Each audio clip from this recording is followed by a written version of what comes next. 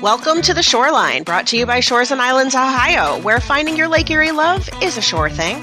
Thank you for joining us. I'm Jill Bauer, and I'm the PR manager at Shores and Islands, Ohio. And joining me once again is my co-host, Dayton Barnett, who manages our social media.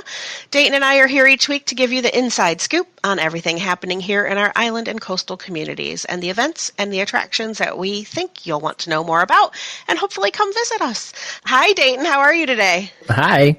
Good. So what's going on over in the social media world? What's happening in your life these days? Well, honestly, something pretty big. It is right now the biggest week in birding. It is. And hopefully people listened a couple weeks ago when we interviewed Kim and Ken Kaufman. That was pretty cool. Yeah, she gave us everything we needed to know. But right now I am out and about. I'm going to find a specific day. It's so crazy. It's so much happening in the schedules.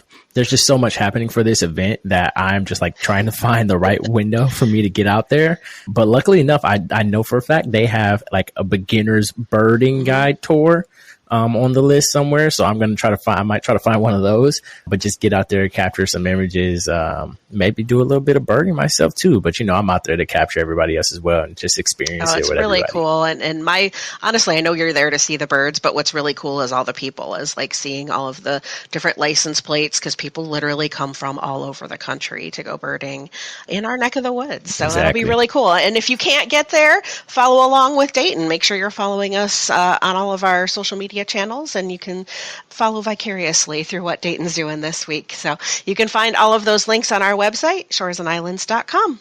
On today's podcast, we're going to continue to talk more about the Shores and Islands Ohio organization as we're still just coming off of our annual meeting. You can listen to last week's episode with President Larry Fletcher to learn a little bit more about our organization's accomplishments. But in contrast, today, we're continuing the story by talking about and talking to some of our amazing tourism partner businesses that we have been able to assist in some big and small projects through our Destination Development Grant Program. Joining us is Shores and Islands Ohio Destination Development and Experience Director, Amanda Smith Rasnick. Amanda's role here involves primarily working with residents, tourism industry partners, elected officials, and community and economic development organizations to enhance the experiences people have when visiting the region. Welcome to the Shoreline, Amanda. Thanks for having me. I'm excited to be a guest on. We're so excited to have you. Not like we don't see you every day, but we're still excited to have you on the podcast. Thank you. I really appreciate it. And I look forward to talking about the program. So obviously, this is kind of a highly anticipated program. A lot of people look out for it because it helps so many people. How do you guys choose who's eligible to apply? Yeah, we have a very extensive grant info packet, and within that info packet has everything that you need to know about eligibility. However, to give you a brief overview, anybody is allowed to apply as long as their project actually targets the development of quality of place, the amenities, the attractions. We also are looking for projects that really enhance the destination, but really you're going to find everything that you need to know in that info packet, and that's generally released around October of the previous year, and then that closes end of January on the next year. So I've seen lots of projects myself. What are some kinds of projects? Any examples that are eligible? We are definitely looking for new tourism products. Also, a lot of aesthetic improvements are pretty important. Revitalization of old projects that are places that might have been closed and want to reopen. Expansions. Anything that's really going to enhance what we have going on here in the Shores and Islands region. Of course. Obviously, this is a lot of money that, goes back out. A lot of money that comes from the program. Where do the funds come from? The funding does come through lodging tax, and for that reason, there are two separate funding streams. So Erie and Ottawa County are separate, so those projects are judged against each other within those counties, and that's specifically where those funds come from, is through lodging tax. Makes sense. A lot of money. At some point, you gotta close the door. You gotta choose. But that's awesome. And so, how are I guess that's kind of how the grants are awarded as well. Kind of that process.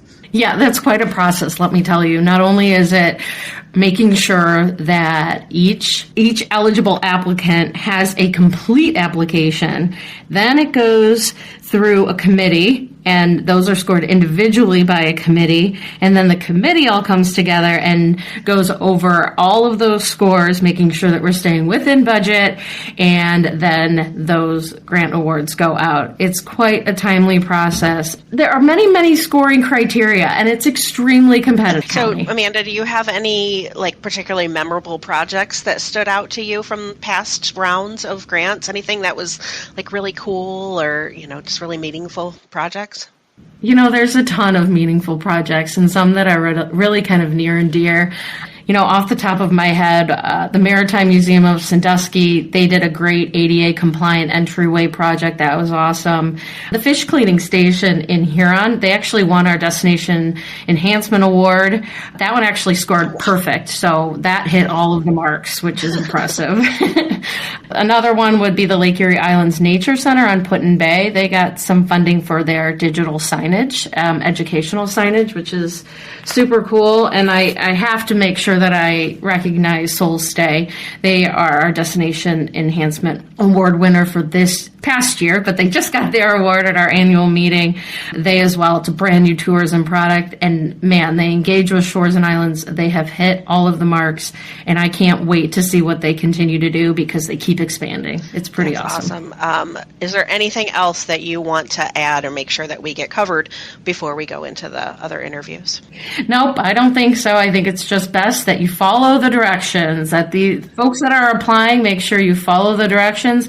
We are here every step of the way. If you have any questions, we want to give this money away, and we want to see our destination grow, and this is an awesome way to make that happen. And one more thing, can you repeat, I know you said it earlier, but when should businesses start looking for the information about when this grant program will become available for the next round? We hope to announce it starting in October of this year for the 2025 round, and then those proposals will need to be due by the end of January 2025. You guys heard it here first. It's practically free money. Just follow directions. Exactly. Thank you. So we're going to be giving you guys the inside and a little bit of a live look. We ask you guys to just listen as we chat with some of the past grant recipients about these special projects and learn how they were able to take advantage of the additional funding to help grow the region. Hi, can you tell us your name? Hi, my name is Robert Wheeler. I'm with the Edison Birthplace Association. Okay, and you received the Shores and Islands, Ohio Destination Development Grant. Can you tell us a little bit about that project that was funded and what those grants were used for? Sure, I'd be glad to. Our Vice President, Don Gaffel of the Edison Birthplace, passed away a little over a year ago, and his family is giving us a number of pieces of rare Edisonia. Wow. He has one of the best collections in the world, and we needed a new place to house this collection and better tell the story of Thomas Edison. So we have been redoing our visitor center, and we basically gutted it, tore 3 rooms out and made it one big room, made ADA bathrooms, gone through a lot of reconstruction. That is some awesome advancement. And can you tell us what those funds and that project meant for you? The $50,000 grant that we got from Shores and Islands put us over the top on our initial $100,000 grant. Wow. So we're able to complete our project, and we're still raising funds because fundraising never stops, and neither do the bills. So. Of course, we understand that. That's awesome. But this has been a godsend for us. Just took us over the top. Okay, so joining us now is Kippy Laughlin from Erie Metro Parks. And you at one point received a Shores and Islands Destination Development Grant. Can you tell us a little bit about what the project was that you applied for the grant for? Sure. Well, the project is still ongoing. It has a lot to do with our nature center. Shores and Islands provided us with quite a large amount of funds to do signage and interpretive panels, and to also redo a diorama that we have with animals and whatnot and taxidermy. So it's a pretty big project, but the building is almost completed. Once it gets completed, thanks to Shores and Islands, we'll be able to set that up. And the building is at Osborne Metro Park, correct? The building is at Osborne Metro Park, and it's supposed to be completed by May 23rd, but our grand opening won't happen until the fall. Well, that's really exciting. Yep. So what did it mean to you guys to get those additional funds? Oh, gosh. I mean, everything. We asked in the community for funds for months, actually years, past couple of years. It's a big project. It's a huge project, and it's just really nice for people to come and support the Metro Parks, and you guys are great, and a lot of people came forward in the community too to help us. But you guys definitely did help out. I don't know the exact amount of the grant, but I know it was one of our larger grants for the project. We're glad that we could help. Yep. Christine Crawford, you are with Beagle Bay Knotworks in Huron, Ohio. Can you tell us a little bit about your business? Oh, well, it's very easy. We tie knots, Jill. You tie knots. We tie knots, and we have managed to take century-old maritime technique, not tying, literally, and we've translated that into the 21st century, and we make great little sailor bracelets, all kinds of jewelry, some sterling things, home and boat decor, custom mirrors, bowls, mats, mug mats. I mean, the list goes on and on and on. Bottle corks. So where are you located? We are literally on the corner of Main Street and Route 6. Okay, in Huron, Ohio. In Huron, absolutely. Right in the heart of, I guess, downtown. I don't know if they really consider that a downtown area. Well, we are. We're working very hard to bring the downtown back. Mm-hmm. And a couple years ago, the Route 6 reconstruction project went a long way to help bring that aesthetically pleasing sidewalks, and our walkability is increasing. Bike path. And so now our little stretch of Main Street there, that 5 and 600 block, we've got some retail, and we've got some service, and we've got some green space, and it's something to watch too, because there's a lot more planned, and the Main Street Steering Committee is bringing that back. We're excited, and we're excited to be a part of it. Okay, well, a couple of years ago, you received a Shores and Islands, Ohio Destination Development Grant. Yes, we did. Can you tell me a little bit about the project that you did with those grant funds? Absolutely. Well, our parcel sits right on that main intersection. Okay. And that steering committee that I referenced, they have identified that intersection as one of the main corridors into our downtown. And so with that information, we went to work. What can we do to take care of our parcel? And with Shores and Islands partnership, we landscaped the north side of our building. We've got a beautiful postcard mural. The same artist that worked in Vermilion, Mike Secletar is his name, and our beautiful lighthouse with a sunset, a blue heron in that retro image, right in that new landscaping bed. So that intersection, coming into town and driving by, you're like, what else is there to see here? Look at this. Right. The mural really catches your attention, and it makes you want to stop and see it up close. Do people take pictures with it? Yes, and we're hoping it's going to be a selfie spot. It just got installed late last year, so this is going to be its first spring, its first summer, and the Pied Piper, I understand, is going to be a recipient of a grant. They're a block to the east of us. And I believe they're also doing a mural project. I believe they are, yeah. So public art finally arrived in Huron, and we're so glad that we're a piece of that, too. So what did it mean to you to have those extra funds, to get the funding from the grant program? It made it happen for us. While we have invested a lot of private dollars and we've been frugal and we've taken our time, this literally sped that part of the project up, and it got something done that, a real necessity would have eaten our funds, where now we could do something that we wanted to do on top of what we had to do. Yeah. And it gives to our year-time residents, our visitors, people driving through that want to take the scenic route, maybe get off Route 2, and it's just adding those little pieces of what makes our little community, our little beachside community. It was a huge impact for us, and it literally made that project happen. Well, that's wonderful. Thank you for being a good partner with Shores and Islands, Ohio. Well, Okay, Molly Sampson, and your title. What is your title? Executive Director. At the Maritime Museum of Sandusky. Correct. And at one time you were a recipient of the Shores and Islands Destination Development Grant. Tell me a little bit about what the project was that you used those grant funds for. So the Maritime Museum building that we're in now was originally constructed in 2000, and at that time only the very front doors were handicap accessible with a push button. And we've since expanded our campus. We have 2 other outbuildings at this time in a courtyard, but the door at the back of the building was not handicap accessible, nor were the doors to the other buildings. So we wanted to improve the accessibility of the entire campus, make it a more enjoyable visitor experience for everyone.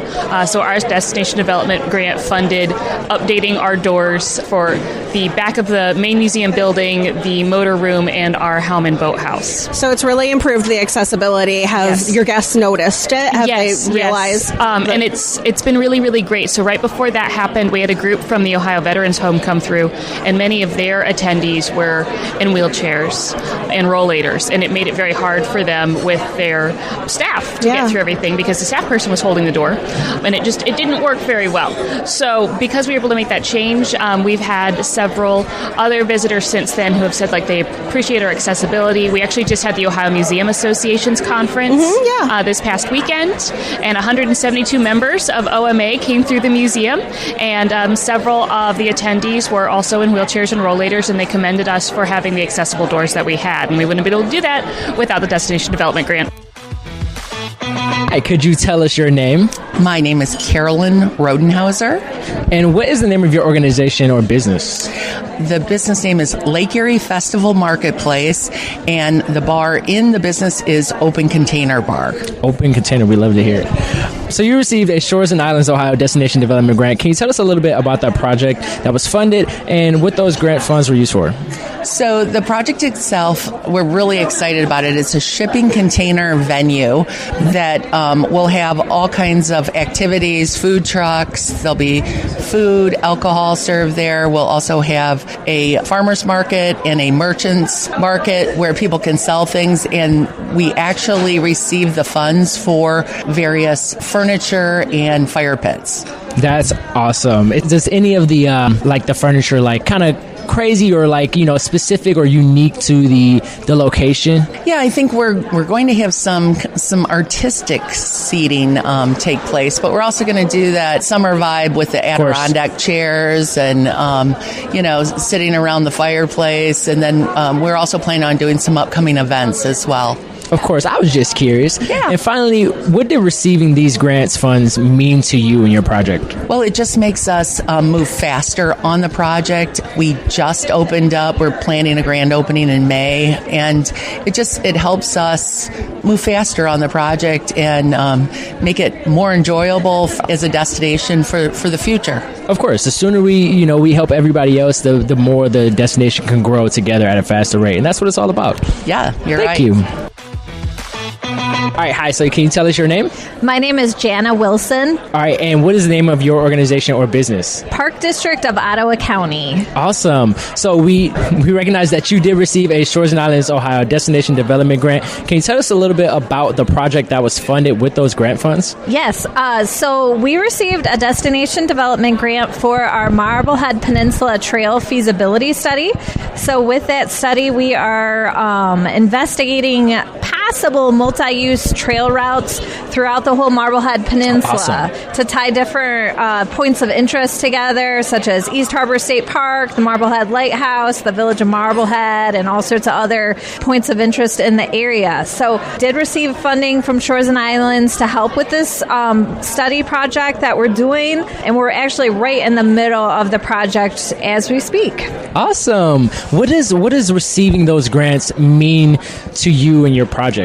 So it did help offset the expense of the study. The study itself is about $70,000. So the funding we received from Shores and Islands definitely helped offset some of those expenses for the Park District. Also, the funding really helped us show community investment in the peninsula region, and it helped us kind of build consensus that this was something that the community was really interested in being a part of and pushing forward. So through the grant process, it kind of helped us get those letters of support from different entities such as the Village of Marblehead, Danbury Township, the school district, and really kind of build consensus behind the project. Amazing. Okay, so joining us now is Wendy Chambers, the Executive Director of the Put-in-Bay Visitors Bureau and Chamber of Commerce. Did I say it correctly? And Tourism Bureau. And Tourism Bureau. You were close, Chamber Jill. of Commerce and It's Tourism Bureau. I know, it's a lot to say, but Put-in-Bay, great place on South Bass Island, of course. So we're talking today about the Shores and Islands Destination Development Grants. And a few years ago, you were a recipient of that grant. What was the project that you applied for? We have a new brand that we launched a few years ago, an Everyday Island Getaway. Yep. We are targeting families and empty nesters to come to the island during the week. So in order to get all of our branding updated, we applied for a grant to update signage and event banners and all the things that comes with doing a new brand. A total rebrand. Yes, You had to make yes. all new signs. So when people come to Put-in-Bay, they see that branding and they recognize it from the ads that they saw or from your social media pages. Right. And of course, a little Shores and Islands, logo on there too. We appreciate that. As a very thank much. you for the money. So how has that been working out for you? Are people noticing it? Are you noticing that visitors that come to the island have an easier way getting around, or know what they're looking for? And it's still a work in progress. Okay. We've done quite a bit. So the lobby's been transformed. We just got the event banners all updated. Now we can change the dates every year, and those are going to be going on the fence out by the airport for pre-publicity. Nice. So we're very excited about that. So there's always something. I mean, we are still in progress. So of course, I think it will help people realize that they can come during the week and stay overnight. Right. Spend a few days and do all there is to do, because there's a lot to do at Put-in-Bay. People don't realize it, but they will. You mentioned new signage. One of the major new signage is out at the South Bass Island State Park, the giant photo opportunity sign, and that is in your new branding, correct? Yes, and the chronologue sign is going to be out there. Okay, so we great. are very excited about that. I see that all over social media. Absolutely wanted that. That was a pet island project by the community. They raised the funding for that sign. I'm so impressed with Put-in-Bay's community. They raised the funding for that sign, and it's beautiful. And we've continued to improve it, because once people started taking pictures, well, then the grass was an issue. So then we put in stone, and, it looks beautiful. So, and it's been a part of things like our video that we did with the state last year. So that's like one of the finishing touches. So what did it mean to the Put-in-Bay Chamber to get those extra funds to be able to kick that project off? We are solely member funded. So our membership is how we are funded. We do get other funding through some of our signature events. So that's where our funding comes from. So when we can have a destination marketing grant through Shores and Islands, you're helping our money go much further. Right. And it's not just a destination marketing grant. You also help us with event promotion. Yeah. So we appreciate both. Okay, Patricia from White Dog Bed and Breakfast. And where are you located? We're located in Milan in the Historic District. Okay. And you received one of the Shores and Islands, Ohio Destination Development grants last year. Can you tell us a little bit about the project that you did to apply for that grant? We did a number of projects, not just one. Great. So what happened was we bought the house while we were in Florida, and we came up, and the renovation expenses far exceeded what we had projected.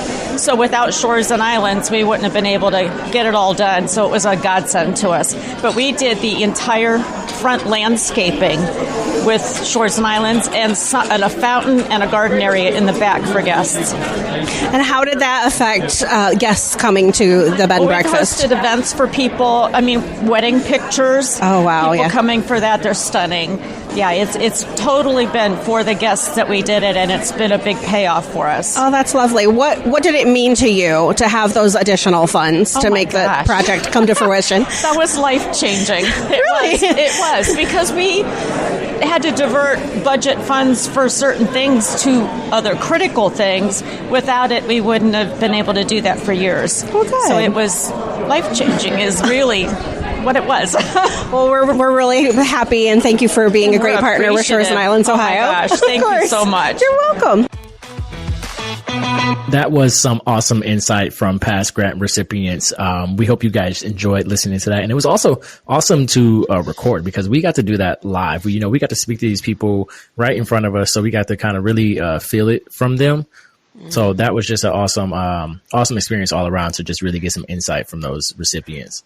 I agree. It's fun to be out and about in the community. I know you get to do it all the time in your role, but it was really nice to have all of those people in one place. We had our annual meeting a couple of weeks ago at Kalahari Resort, and so many grant recipients were there. We got to talk to them face to face, and it really does. It means a lot to us to be able to learn, about their passions and about what they're doing with those grant monies. And we hope that you enjoyed listening to those little snippets as well.